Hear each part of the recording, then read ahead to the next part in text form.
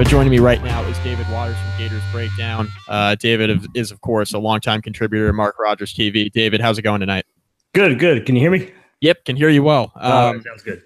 Yeah, so was just talking here about Florida. They have the 14th ranked recruiting class, according to 247 Sports Composite. And coming off of a 4-7 season and a coaching change, it's really hard to argue with the success of this year's class. Yeah, it is. And, of course, Dan Mullen's experience in the SEC and back at Florida, his days as offensive coordinator, Urban Meyer, comes into play a little bit. He's been away from the state of Florida for almost a decade now. So he has to have a little bit of time to get some relationships built with the high school coaches and the high school players down in the state of Florida. Of course, he can sell some success that he's had with quarterbacks at Mississippi State, namely Dak Prescott, and going back to his time with Tim Tebow. He can sell that, and look, that helped with the early signing day and getting Emory Jones, the quarterback out of North Georgia. But today was all about some big targets that they were going against competition, some big time competition against Auburn, against Alabama, against FSU, and against Miami. And for the most part, I think Gator fans had to be happy. Yes, they missed out on some prospects. That was expected to happen, but they also went toe to toe against Alabama for a couple prospects and came out on the winning end of those. Yeah, I mean, the 14th ranked recruiting class, you have 12 4-stars, 7 3-stars. Hard to argue with the success of the class this year. And like you mentioned, they were going up with some big time targets today, going up against some top notch talent. 4th ranked class in the SEC is not too bad. Dan Mullen coming in really in the middle of the recruiting cycle and having the success that he had today has to leave a good taste in the mouths of Gators fans, of course, coming off that 4-7 season. Absolutely, and also kind of making up for, yes, Jim McElwain left a pretty good class in the fold when him and Florida decided to part ways. But how many of those guys were really going to stick with the program after they were going 4-7? There was not a lot to sell with what Jim McElwain and that team was doing in offense. I don't know if a lot of those guys would have stuck it out with that anyway. So, I think, Dan Mullen had to come in and kind of look at what was on the board. Some guys he went ahead and got rid of, knowing that he needed to go get more of the guys that would fit his system.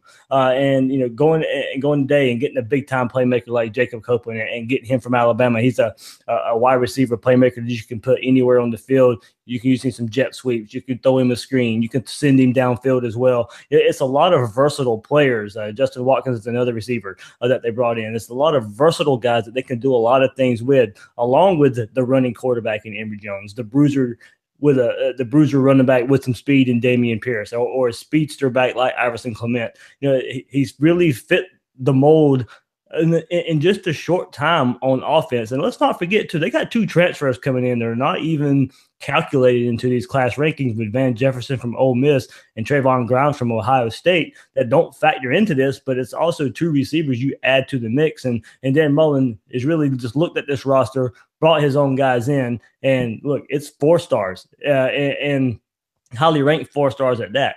It's already a better class than what Jim McElwain brought in his first year. It turns out, if you look at the numbers, it's a better class than what Urban Meyer brought in his first year. We'll see how it all pans out on the field, but it's really a good start for Dan Mullen.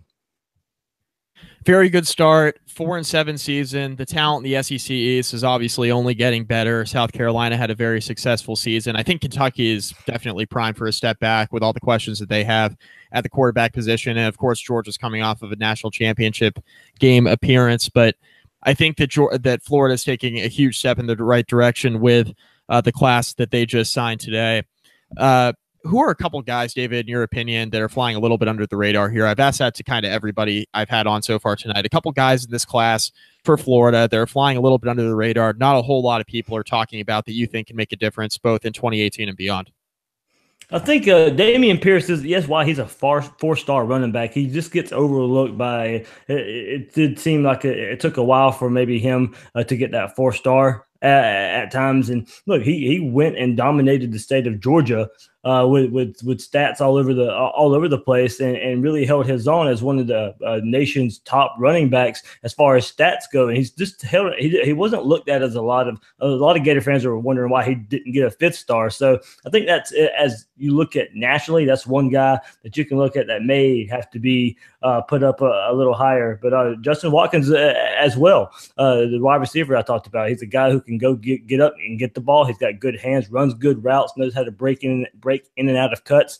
I think that's a guy also to really look out for and who really can make a name of themselves. Yes, they're 4-star type of guys, but it just get glossed over by some of the other 5-stars and 4-stars. And also, Griffin McDowell is an offensive lineman that was committed to Mississippi State or was with Dan Mullen, but decided to follow Dan Mullen to Florida. He's a 3-star offensive lineman, and this is a guy who maybe just fits Dan Mullen's system. Somebody Dan Mullen was used to coaching that type of player at Mississippi State with the tough grittiness, may not have the star marks, but can come in and just kind of fit the mold of what Dan Mullen is looking for. Dan Mullen, like I said, he thought enough of him to bring him from Mississippi State to bring him to Florida. And I think, he's just a guy who really just might, Dan Mullen's like, hey, look, that's the guy that that's the type of guy that I've coached for the last 9 years at Mississippi State. I can make him even better at Florida with the resources and everything we have here. So I'd be remiss if I didn't ask you about the quarterback position, because I think if there's one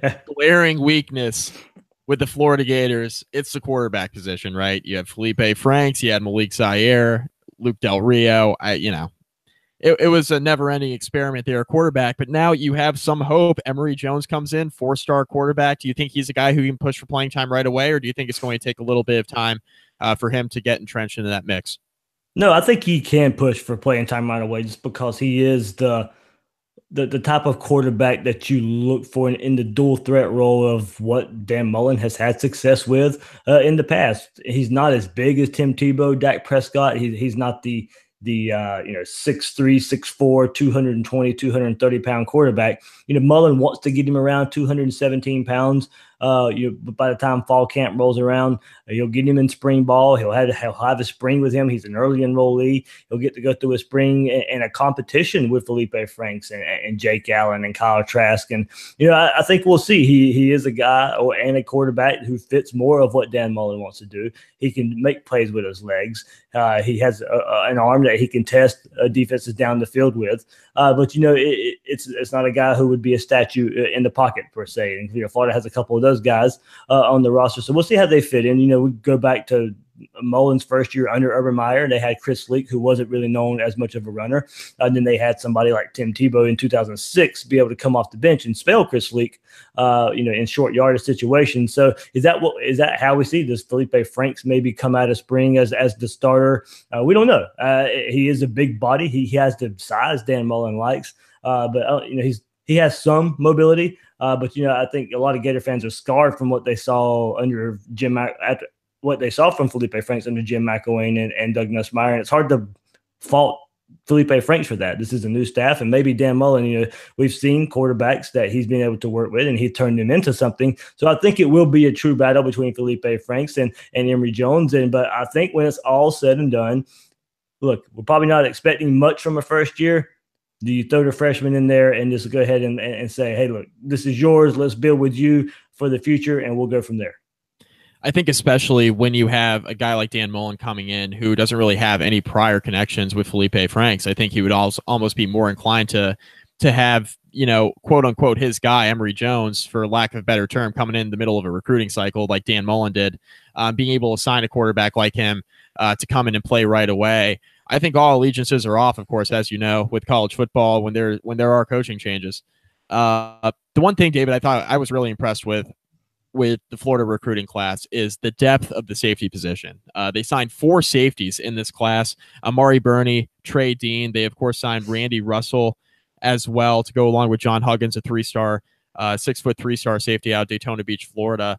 Talk a little bit about the secondary here, because they got depth there at safety.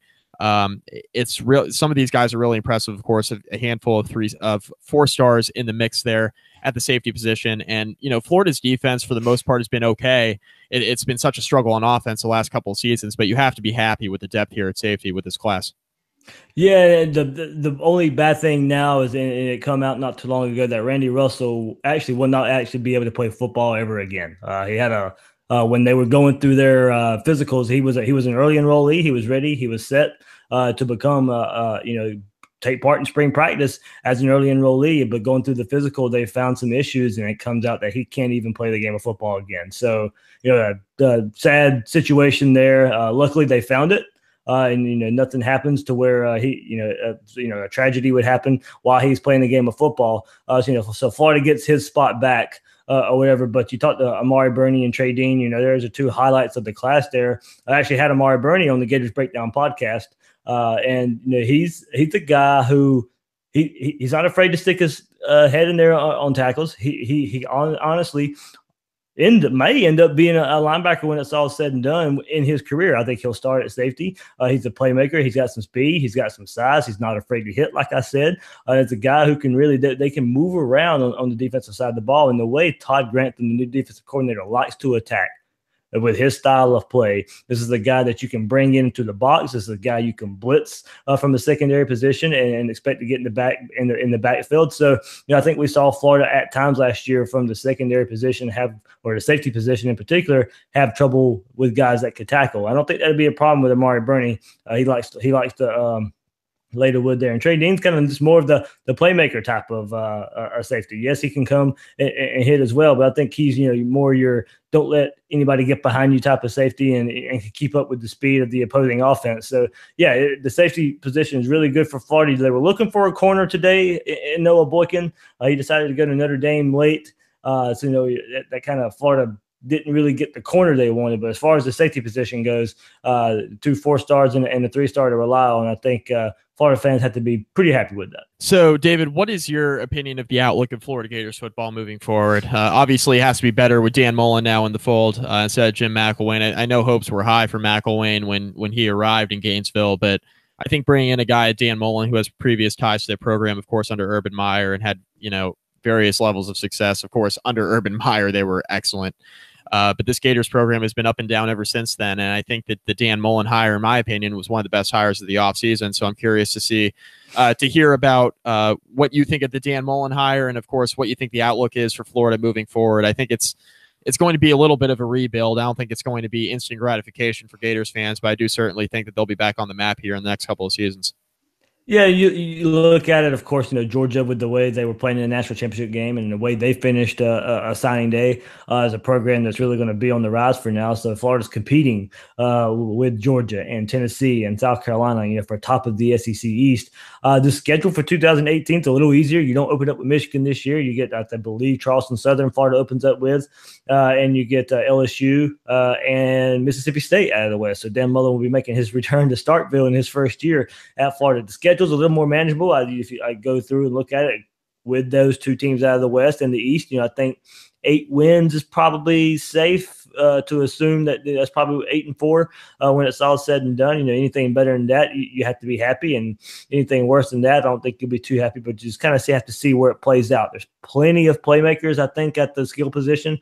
You're stacked at running back with Jordan Scarlett coming back now from his suspension last year. Malik Davis, who was a great true freshman who got hurt in the Georgia game, wasn't able to finish the season. Darius Lemons, and as I mentioned, Michael Pirine as well, who's been there for a couple of years. Florida's deep there and bringing in 2 true freshmen, Damian Pierce and Iverson Clement. And then that wide receiver, as I mentioned, you bring in transfers, Van Jefferson and Trayvon Grimes, who were highly rated recruits. And you still have Tyree Cleveland, Kadarius Toney, Dre Massey. The skill positions are stacked. You still got to get an offensive line worked out. You got Martez Ivy come back, the senior there at left tackle. We'll see how he fits into Dan Mullen's new system. And, of course, the quarterback position, we talked about that. You have to get that situated. The defense fell off a little last year as well, not the standard great Florida defense that you've come to know week in and week out. And, you know, we'll see how when Todd Grantham comes in and installs this new, more than likely most of the time, a 3-4 defense that blitzes a lot and attacks the opposing offense. We'll see. They're short at defensive tackle. Don't have a lot of known depth. We'll see what Elijah Conliffe, Daryl Slayton do there. Linebacker crew has to get better. You have to see Jeremiah Moon and those guys step up. David Reese and Vashawn Joseph. You know, they looked really good at the end of 2016. Had a disappointing 2017. So it's time for those guys to bounce back. Florida, you know, secondary, pretty good all from the state of Florida. Plenty to work with there. But as Dan Mullen comes in, you know, it's first of all, get the offense fixed. That's problem number one. Find a quarterback and hopefully build from there. Well, it'll be interesting to see how things pan out moving forward, of course, for Florida. And, you know, the success that they've had, you know, from the Urban Meyer era is long gone, and we'll just have to see now moving forward into the Dan Mullen era what they have here. as they move on from Jim McElwain, and hopefully better times are ahead, like you mentioned, David. But I appreciate you joining us, and plug your site, plug your podcast here for everybody watching. Yeah, Gators Breakdown. Find it on SoundCloud, iTunes, and YouTube. Recently launched with newsforjacks.com, Channel 4 here in Jacksonville. So I've worked there for years, and they've partnered up with me, and they're going to host the podcast on their site. So excited about that. And you can find me on Twitter, David Waters, at GatorDave_SEC. And we do our big signing day show for the Gators tonight as well. David, appreciate you joining us, man. Appreciate all your insight here on Florida. No problem. Thanks, man. All right. Thanks, David.